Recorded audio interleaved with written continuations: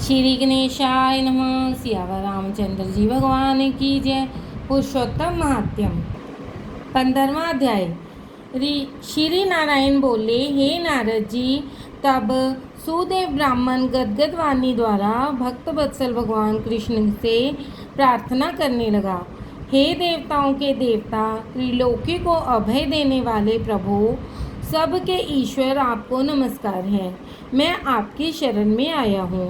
हे प्रभु, मैं दुखीहीन आपका भक्त हूँ।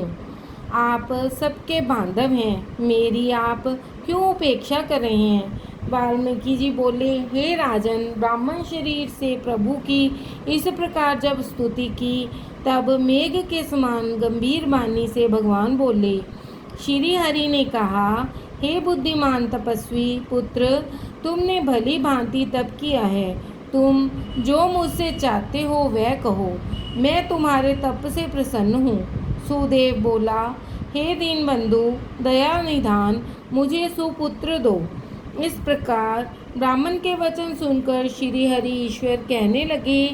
श्री हरि बोले, हे ब्राह्मण, ब्रह्मा जी ने तुम्हें पुत्र सुख से वंचित रखा है, इसलिए पुत्र को छोड़कर कोई भी अदेय वस्तु मांग लो, मैं अवश्य दूंगा। बिजली गिरने के समान श्री हरि के वचन सुनकर कटे जड़ वाले पेड़ की तरह ब्राह्मण गिर पड़ा। उसकी पत्नी अपने पति की पुत्र प्राप्ति की इच्छा को पूरी होती न देख तथा धरती में पड़ा देख रोने लगी। बड़ी कठिनाई से धैर्य धारण कर अपने गिरे हुए पति से बोली, हे नाथ, उठिए। क्या मेरा वचन भूल गए? विधाता ने जो भाग्य में सुख दुख लिख दिया है, अपने कर्मों के अनुसार उसे मनुष्य भोगता है। हे ब्राह्मण देव, इन सब का विश्वास छोड़कर उठिए। श्री हरि से संबंध छोड़कर देव का आश्रय लीजिए। जब ब्राह्मण पत्नी इस प्रकार कह रही थी, तब गरुड़ जी को अत्यंत दुख हुआ और कांपते हुए भगवान से बोले, हे हरि, देखिए, ब्राह्मणी शोक समुद्र में डूब रही है और ब्राह्मण भी नेत्रों में आंसू बहाता दुखी हो रहा है।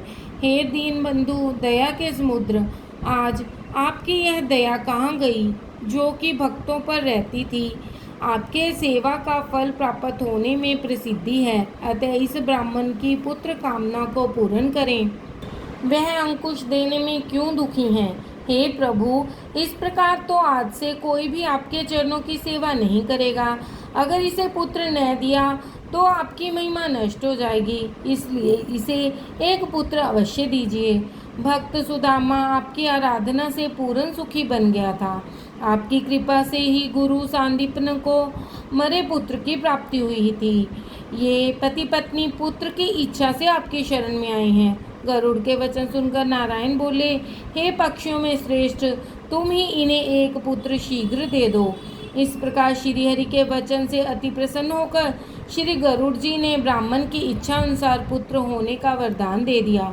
श्री बृहदनाद्य पुरुषोत्तम मास महात्म 13वां अध्याय समाप्त। बोलो सियावर रामचंद्र भगवान की जय।